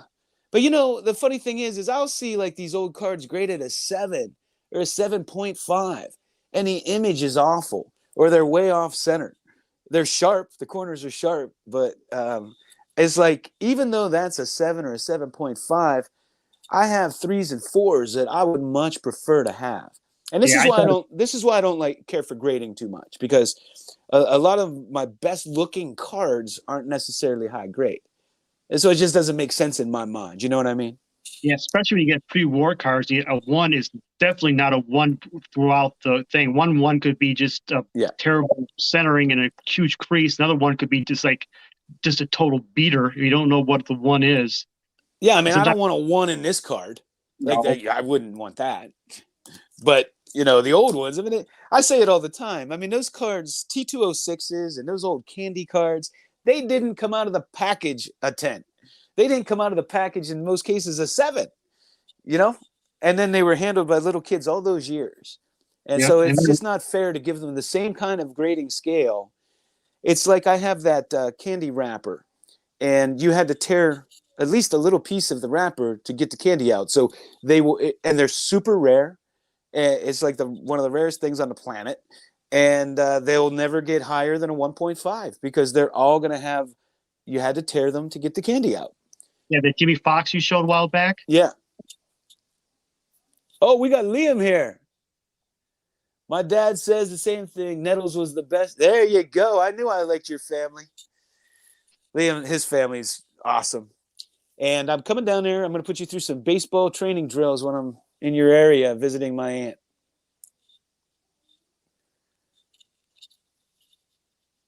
Your brother's name is Nettles? He might be talking to somebody else there. Oh, Jose Cruz. I was a fan of his. Yeah. Jose Cruz. You remember him? Yeah. Left-handed fielder with the Astros. Yeah, they had Enos Cabell. Mm-hmm. They had Bob Watson. Cesar Cedeno. Cesar Cedeno. There you go. Ashby at catcher. Jose Cruz was one of the best players in the league for a while. He's another guy. You could pick up his 72. Like, his 72 card's an awesome card. Next to nothing. And he was one of the top players at that time. His grandson got drafted by the Tigers a couple years ago. Trey Cruz. What's his first name? Trey. Well, wasn't that Cruz? There was a Jose Cruz Jr., wasn't there? Yeah, that's his son. Played the Mariners and Blue Jays and some other teams in the 90s. He played with the Pirates for a short stint. Yeah, he had bounced around in his career, but he most notably started with the Mariners and Blue Jays. And he just was with the Tigers coaching staff last year, but he left early in the season to become the head coach of his alma mater, Rice University. And his son got drafted by the Tigers. He's like a middle infielder, shortstop, 2019, I think it was, or 2020. You know another player that doesn't get enough hobby love? Chris Chambliss. Yes. He was a good player. And he was a Yankee. You'd think he'd get more love. Hit that home run in the 76 playoffs, too. He was. I remember watching him growing up. I thought he was an amazing player. Hey, so 20-game winners are rare now. They're going to continue to be rare. I think your 20-game winners are going to be, like, when it happens, it'll be a relief pitcher. Urias did it last year, didn't he? What's that? Urias did it last year with the Dodgers. Yeah, did he? I believe I don't even follow it anymore. I mean, it's yeah. I don't know. That used to be the staple of how you could tell a good pitcher. One of them, that and ERA. But there's a lot of baseball fans that think that wins don't matter because it's about the team and not the pitcher. But I argue that it's hard to lose a game when you don't give up a run. It's hard to win games when you don't you only last 4 innings. Right. Who was the only pitcher to throw a no-hitter for 9 innings and lose? For 9 innings? You're not talking. I mean, Harvey Haddix did it for 12. It was a perfect game through 12. Was it Johnson, the Ken Johnson with the 60s or so? He was up there did something like that. Andy Hawkins pitched a no-hitter and gave up like a few runs in the '80s with the Yankees. Well, how would you pitch if it doesn't go into extra innings? How would you pitch 9 innings and lose? I guess it did go into extra innings. It would have had to. Give a walk, a wild pitch, sac fly, that type of stuff. Yeah, I mean, the only way that you could do it in not within 9 innings is to walk in a run, right? Walk the bases loaded and then walk in a run. It's not a perfect game, but it's a no hitter. Well, you could have something like a walk, a stolen base, guy, maybe a second stolen base, where a guy hits the ball through the middle infielder's legs. So Yeah, no an error. Yeah, sure. Sack fly, something like that, score a run. Yeah. I think it's Ken Johnson. I think is Andy Hawkins. Yeah, he did some crazy. I think a game's on YouTube somewhere, like a win in White Sox, the Yankees in the late '80s. He gave a couple of runs and lost. That's a name. That's a blast from the past right there. That name. Oop. Yeah, I'm with you. The Norwegian. What's your name? If you want to. I've recently, I've always said that, but recently I kind of gained a new appreciation for the 63 floating heads. I got the Rusty Staub and the Tony Oliva and the Dave DeBouchier. Bill Freehan. Yeah. But I always thought it was the ugliest.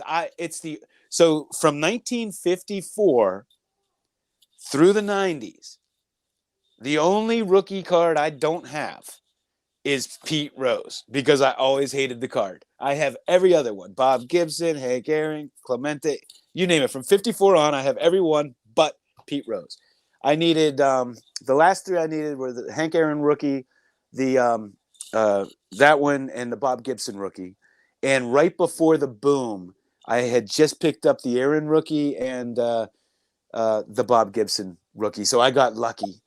And I just refused to pay. I don't know what the Pete Rose rookie's selling for now, but it's always been over 1,000, and I just refused to pay it for that card. Yeah, I've never gotten close to thinking about getting that card. I got lucky just before the boom. I picked up my 53 Satchel Paige, and that thing is skyrocketed since too. Oh, that's great. That's great. That's one of my favorite all-time cards. I don't know why. I just love that card.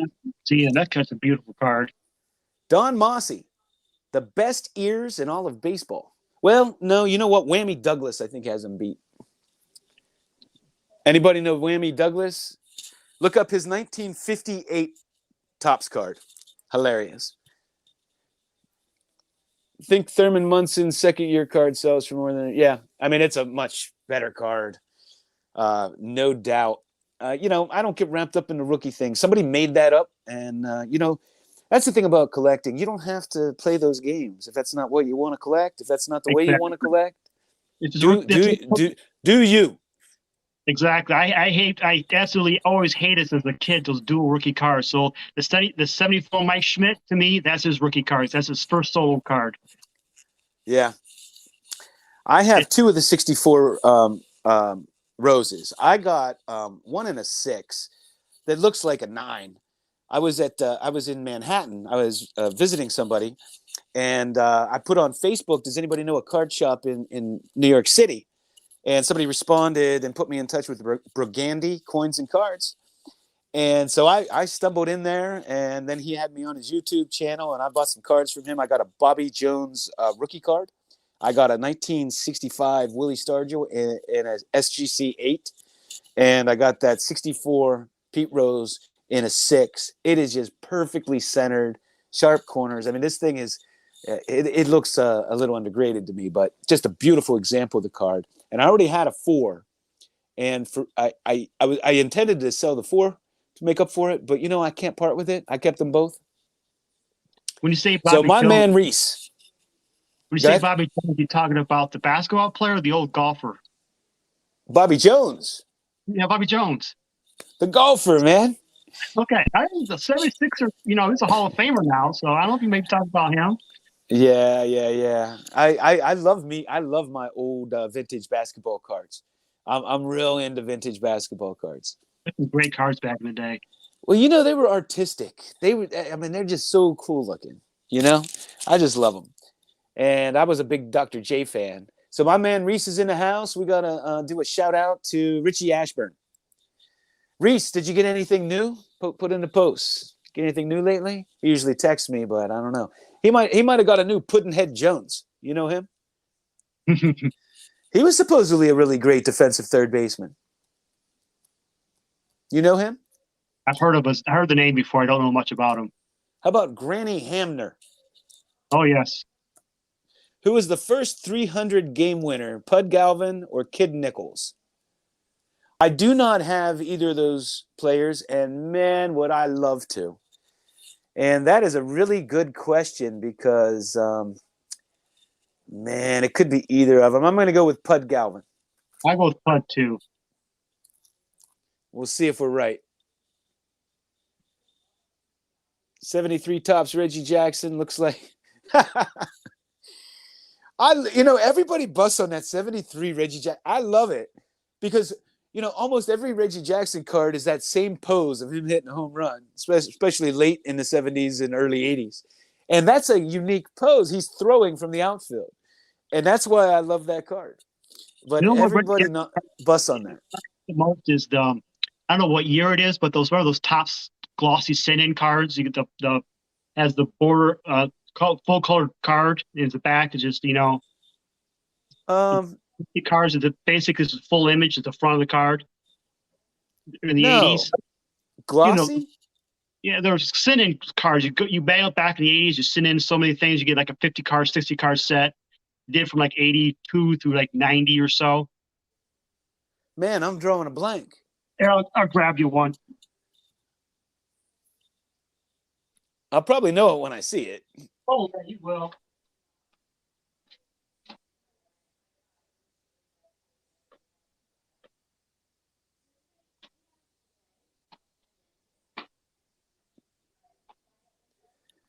I'm with you on that. I just got a fantastic T205 from my man, Sean Tieford. I have it set in here. This set's a lot more rare than the T206, too. Certainly tougher to find in top condition, but Chief Myers. Another good early catcher. These sets. Oh, yeah. There's a Reggie Jackson.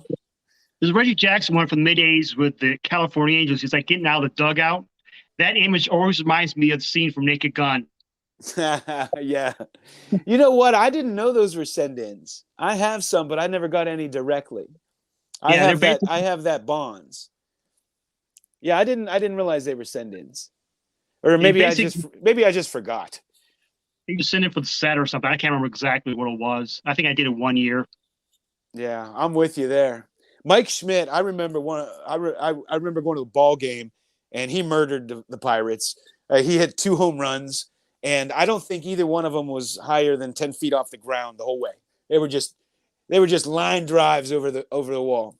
He just looks so. When you watched him in person, he just looks so strong. When he hit that ball, the ball made a different sound coming off the bat than everybody else. I swear. When he hit that ball, you knew it left the park.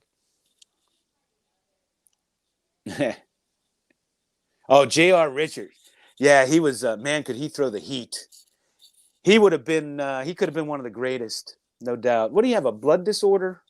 Or no, he had a stroke. He had a stroke. Blood clot stroke, led to a stroke. Yeah, the 72 Chambliss is nice. Bob Gibson. He's on my list of one of the greatest righties ever. Now, Steve Carlton is one of my favorite pitchers of all time. And when I was growing up, I believed him to be the best pitcher of the 70s and early 80s. He was the best pitcher. And he was a real eccentric dude. He used to he was into Zen, and he used to meditate, and he used to read all these new age books, and he wouldn't really talk to people in the clubhouse and stuff. But man, could he pitch. That slider. Oh, he got a Nielsen's Chocolate Big Miller. Congrats. That's a great set. Go ahead. I got 2 cards of Nielsen's Chocolate myself. Yeah. It's a great set. What do Now you they get? Type have. 2, type 1 or type 2, Reese? He wants to know type 1 or type 2. I don't know if you heard him. Now they have the cutouts, and they have other cards that are similar but different backs. I know they have the blank backs. I have a Rogers Hornsby sitting over here, and they were cutouts, but they have that same look. I have type 2 of Harry Heilman and Eddie Collins. Oh, Eddie Collins, nice. Who's the other one? Harry Heilman. Harry Heilman, another guy that doesn't get enough hobby love. I mean, Ted Williams put him on his top 20 hitters of all time list, right? Yep. And I'll tell you another one is Chuck Klein and Charlie Gehringer. Those guys don't get enough love either.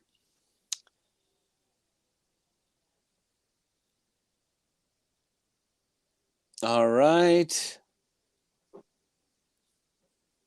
These guys are talking amongst themselves, which is probably more entertaining than listening to us, right? Exactly. I should have named this two older dudes talking baseball because, like my man Rick, Vintage Oddball Cards, he made a comment on somebody's video. They were calling him an old geezer and stuff, telling him to get out of here. I had to stand up for my man. Oh, Ryan Dern. I'm glad you brought him up. One of the hardest pitchers. One of the hardest throwing pitchers, Ryan Dern. Him and another guy from that era was Bob Veal. Now he came up a little sooner than Bob Veal, but both of those guys, they were like really hard throwers. And there's a famous story, and my dad used to always tell me, and it is true, and it's well known. So Bob Veal had these glasses, and he threw the heat, man. So one day his glasses broke, and he was getting onto the mound, and the other team wouldn't get in the batter's box until they got him new glasses, and they had to delay the game until they could go find him a new set of glasses because no one would face him. Yeah, Ryan Duran. A lot of people don't know him. I don't know if anybody watching knows about this YouTube channel. You know about it, John. There's a YouTube channel that's fantastic. You like old baseball. I'm talking about there's a classic baseball on radio. You can listen to games back in the 30s World All-Star games and 30s World Series up to the 70s or so. And he just live original broadcasts of the old radio, full games, commercials, everything. And it's you hear like a 41 All-Star game. You see Joe DiMaggio, you hear the crowd go crazy. Joe DiMaggio's name because he's in the middle of his hitting streak. And you hear people like you talk about, commercials and stuff. It's a great thing. You kind of learn about some of the players. And I kind of see what their perception of the player was back then. Yeah, so, yeah. We hear where do you get that? It's a YouTube channel. It's called Classic Baseball and Radio. It's totally free and everything. Classic Baseball and Radio. I need to write that down. That's awesome. Like the second All-Star games on there, you can listen to like a 34, 35 All-Star game and reference the Bambino, the Great Babe, and stuff like that. Oh, the Lou Gehrig's up to bat, and Jimmy Fox, and you can listen to the game where Carl Hubble strikes out the 5-6 Hall of Famers in a row. Oh yeah, what a classic! This is the 45, 35 World Series, the old World Series games. There's games in the 70s and 80s or in 60s and stuff like that. If you want to hear old broadcasts or this reference, it's a great channel. I mean, I know. Yeah, go ahead. Sorry. Like middle of winter, sometimes there's no games on. I'll listen to that game instead of watching TV. Just like listen to the game on the radio. I'm listening to so and so play in the 50s. Yeah, it puts you back to a time when there were people that just sat on their lazy boy and listened to a game while their wife knitted or whatever. Yeah, that's how life was back then. Now, the 60s here, JFK is about to throw out the first pitch, stuff like that, and it just like takes you back in time, and you see advertising about search for Amelia Earhart in one of the games. It's like, oh my god, really? Yeah, that's cool stuff. So I was watching an old playoff game, and this is how I found about this guy. I was watching this game, and I'm watching this player, and I'm like, wow, this guy is good, and I never heard of him, and it was Walt Moran, and I guess they called him Moose. Okay. First baseman. But I forget who he played with at that time. He wasn't with Brooklyn. It wasn't the Tigers, was it? I don't think so. Maybe he was playing against the Tigers. I think it was against Yeah, I think I was watching a Tiger game. Anyway, he was like a really good ball player, and I'm like, I never heard of him. But a lot of times when you watch baseball, like when we were growing up, like I mentioned earlier about Jose Cruz. Well, if you're watching baseball in a window of a few years, right? There could be a player that's really good for 1, 2, 3 years, and just falls off to obscurity, right? Like we had a player after the Pirates got rid of, like after Willie Stargell retired, they got rid of Dave Parker, and a lot of the stars left. We had a first baseman who we got from the Tigers, Oh Jason yeah. Thompson. You know, Jason you know, Thompson. what the nickname of Detroit was? What Rooftop. Rooftop. is that right? Because he hit like 3 or 4 homers over the right field roof. Yeah, well, for a couple years, he was. I mean, he was fun to watch. He hits. He was a home run hitter, and he was fun to watch. And then when I go back and look at his stats, they're awful. Like his only good years were in Pittsburgh. But I remember when I watched him, I thought he was a really good player. He made All-Star team in Detroit in the late '70s. He had some good 30 homers, 20 homer seasons. But he had like low batting average when Yeah, Tigers hired Stucky Anderson, and he basically told Thompson, "You're not part of our future here. We're building for the '84 eventually the '84 World Series team." And Thompson says, "Get me out of here." So they traded Thompson. I don't know what the exact trade was, but they traded Jason Thompson. They had Steve Kemp on the team. They Steve traded him Kemp. He for played Chet Lemon straight up. That well. became a great trade for Detroit. Well, Steve Kemp played for the Pirates for a short stint too. Want to hear a funny story with Steve Kemp? Back in college, a buddy of mine went to collected cards too, and he went to a show, I think, a card show. Steve Kemp was signing because he's a former Tiger All-Star, and he got his autograph. Looked at his autograph. He didn't say in front of him, but he came to me and said, "You know what his autograph looks like? It's like it says shitty lump." So every time I think of Steve Kemp, I think of shitty lump. Don's Field of Dreams cards. I don't know. Have we ever met Don?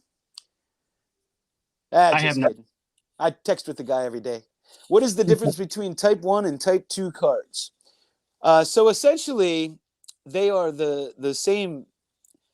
They were presumably issued by the same company, I guess, and they issued two different types, probably in different, two different times of the year. However, I think there are some Type 1 and Type 2 that they can't truly identify that they were the same maker, but they're similar looking, and they call them Type 1 and Type 2 and give them the same designation. I think there's probably a lot not known about those cards, actually. This is a Nielsen chocolate. They're a Canadian candy company, and this is a Type 2. Type 2 has this back to it, the writing of it, and the Type 1 has more of a calligraphy type back to it. And the Type 1 also has a card number right here, but Type 2 doesn't have it. The Type 2, I guess, is supposed to be a little bit more rare than Type 1. Yeah, there's usually some sort of a nuance difference.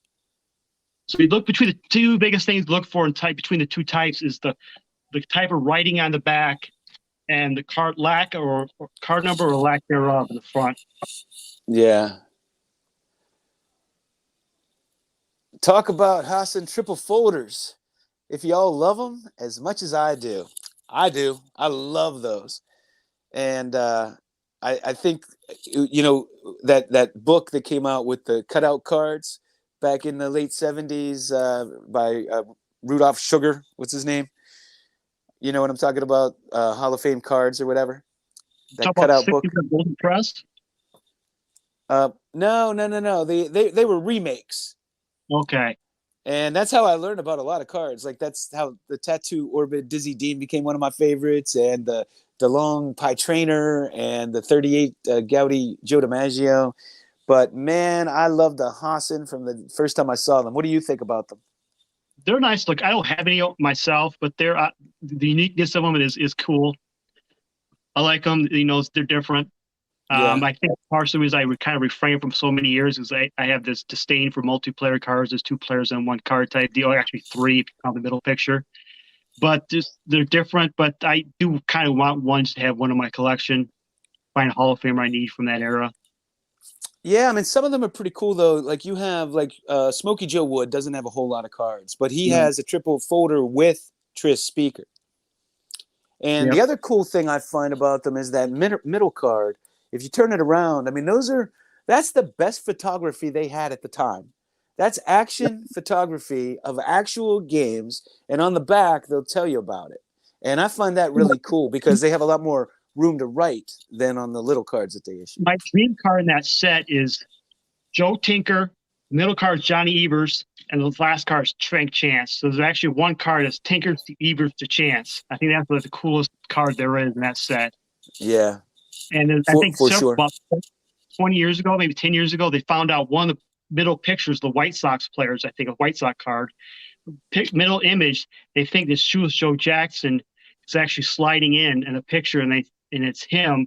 So that card just a total comment also just skyrocketed in price. The middle picture has Shoeless Joe Jackson. He has so few cards, Right. and it's image him sliding into third base. Yeah. My favorite one that I have is the Ty Cobb, because it has there's two different versions of the Ty Cobb as far as the middle goes, and I have and specifically wanted the one with the famous Conlon photo of him sliding into third, Oh yeah, and so that's what makes that card extra special for me. that's a great photo. Do I have any Walter Johnson cards? I have tons of them. For whatever reason, I ended up with I became a Walter Johnson rare super collector. I have a lot of his rare cards.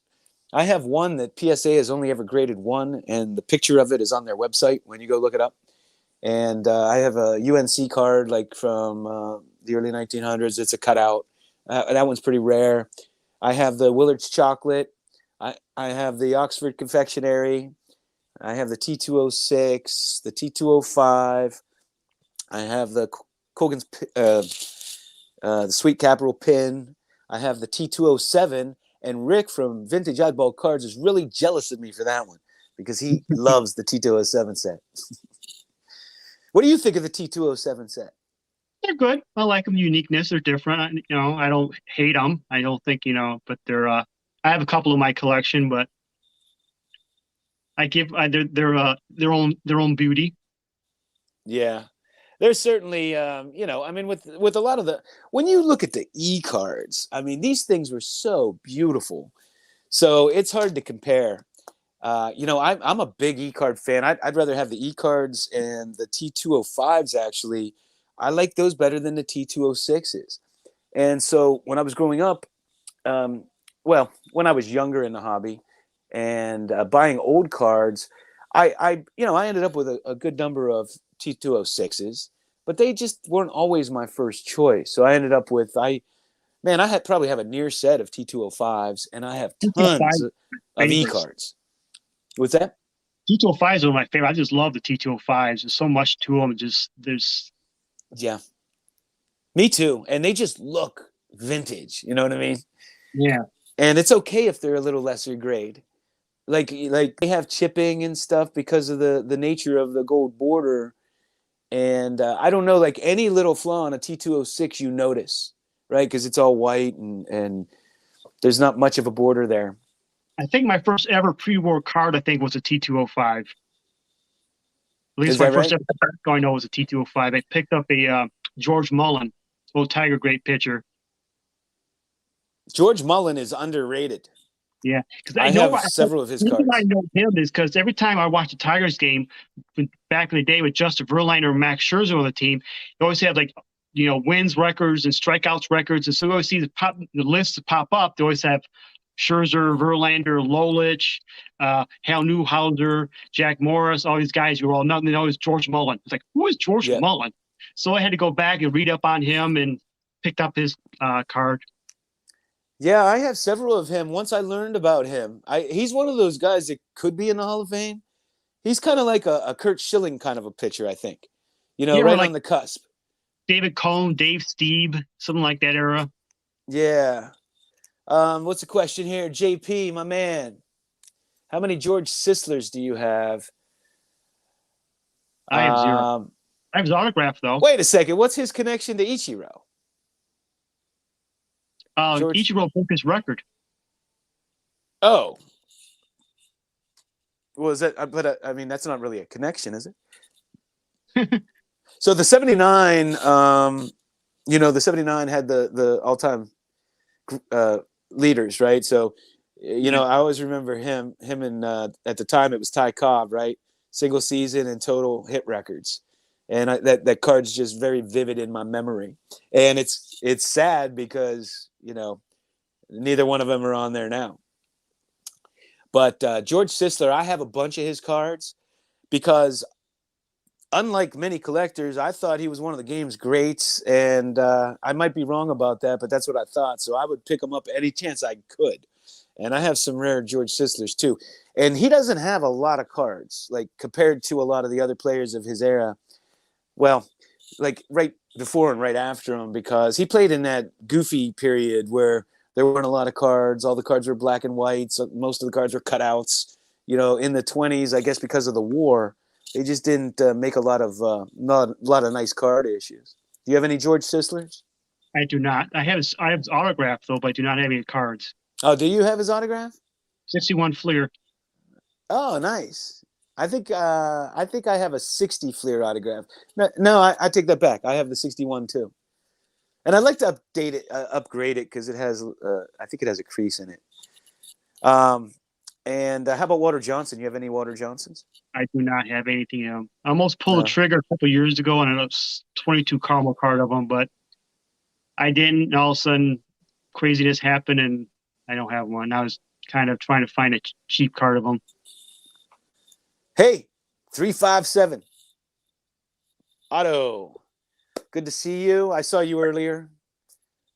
Otto, I mean, there's not, I don't know who doesn't think he's a great player, but there's not. When you see like all-time first baseman or a list of the top 10 first basemen, you won't even see them listed. Top 20 first baseman.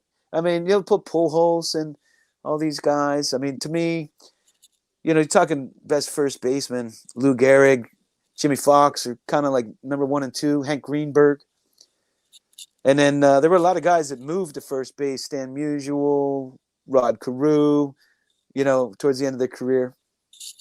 But George Sisler, man, good player. I mean, he didn't have the home runs. Baseball fans seem to like power over everything else.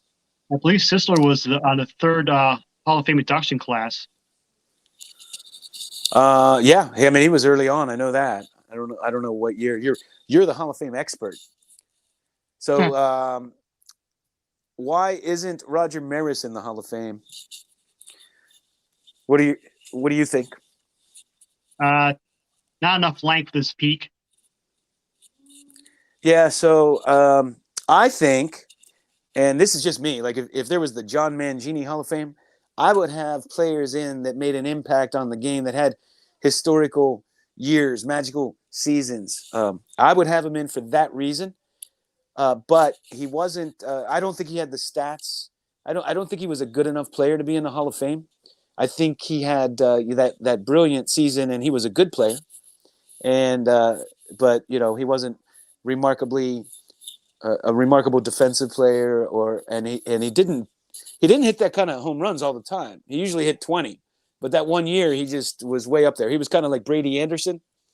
Brady Anderson hits 50 and then doesn't even hit 30 again in his entire career, right? Yeah. Well, Maris did win MVP the year before too, I believe. So he had a few good years, Yeah. but I think after the 61 season, all that stress, I think I kind of aged him a little quicker than he normally would have. And I agree with you. I don't think he was able to get over all the hate he got for that, and it wasn't fair. but I mean, Babe Ruth was just so beloved. Nobody wanted that record broken. And if it was broken, they wanted Mickey Mantle to do it. exactly. And I think that took a toll on him. I really, really do. But he was obviously a really good baseball player. Hall of Fame, I don't know. I didn't watch him play. It's hard to say with some of these guys. Because some players, when you watch them play, they were better than their stats. You know what I mean? And if you didn't watch him play, you don't know that. Yeah. Like I think Dave Parker should be in the Hall of Fame, but I watched the guy day in and day out, and I saw what he could do. And the thing with Dave Parker is like he was the best player in baseball for several years. Yep. And he was not just that for several years. He had a decent career, and he had problems, ups and downs. But by the time he got to Cincinnati, he took Eric Davis and Barry Larkin under his wings. They became great players. And got to Milwaukee. He took Gary Sheffield under his wings. He had a great player. Won a World Series champ with Oakland. So the length of his career and his impact, the game of his career, is good enough for me to vote for him in. And you know, And he I, won everywhere he went. yeah, and he was the best player for a short period of time in baseball. I always say, everybody asked the Saints in 78, 79, 80, 77, who's the best player in baseball? They, oh, Dave Parker. He's not one, he's number two. Yeah, no doubt. Dig the old players, Jimmy Collins, John McGraw, Addie Joss. Yeah, man. So, you know, they were talking about players that were great, you know, when you watched them, but they're not in the Hall of Fame or even in the discussion. You know, guys like when I was growing up, like George Foster seemed unstoppable at one time. Greg Luzinski, I loved watching him, the Bull. And Bob Horner. You know, I remember when Bob Horner's rookie card was real hot because he was tearing it up in the 80s. And everybody was going back to make sure they had that 79 rookie card after the rookie card became a thing. I think the rookie card became a thing. For me, I think Fernando Valenzuela was the first one everybody wanted to get his card because of Fernando Mania. I remember in '83, Ron Kittle was a thing. And after that, I think it's Ron Kittle, yeah. Hey, Rick, he says, Hal Chase is the best defensive first baseman of all time. Now, he might know because as an old geezer, I think he saw Hal Chase play. I agree with you, John. I agree with you. I don't know. What do you think about I would have no idea. I mean, I didn't watch him play. It's hard to compare stats from there, but I think you got to add Keith Hernandez. You got to add Vic Power to the equation, to the argument for both of those. Yeah, now they didn't give the Gold Glove award out back then, right? When did they start that award? Vic Power actually won it, so I think they started in the 50s, maybe, or early 50s at some point, I believe, late 50s, early 60s. So I know that Keith Hernandez has the most Gold Gloves of any first baseman that ever lived. Yeah, he has 12. And I always liked, you talk about first baseman glove-wise the last 20 years, I always liked Jason Snow. Yeah. I'm trying to think. I never really, you know, when you go defensive first baseman, I never really think of it too much. I'd have to give that a lot of thought to the best defensive first baseman I ever watched. We've been on for 2 hours and my battery's now down to 2%. Oh my God. Yeah, we need to go. I'd still have a family. So they're watching, my wife and my daughter, they watch these. They're not very particular. They'll watch whatever movies on, like they'll just pick one and watch it. And 9 times out of 10, I hate it. And so I'll come up here while they watch those movies. So, hey, thanks for coming on with me. Yeah, do it again. Yeah, I appreciate you coming on at the last minute too. No problem. And thank everybody for tuning in. If you're not subscribed to Hardball Crazy, go check him out. You'll really like the content and the history lessons that you get. And Reese, one of these days, we got to get Reese on here. Go ahead. Sneak peek next week. Oh, I'm dead. What's that? You broke up a little. Oh, we lost him. He went dead. All right, guys. Hey, I want to thank you for tuning in. I want to thank you all for all the comments. The last I looked, right before I jumped on here, I'm one subscriber away from 1,500. Might have to do a giveaway. Send somebody some money or something. All right, guys. Thanks for tuning in.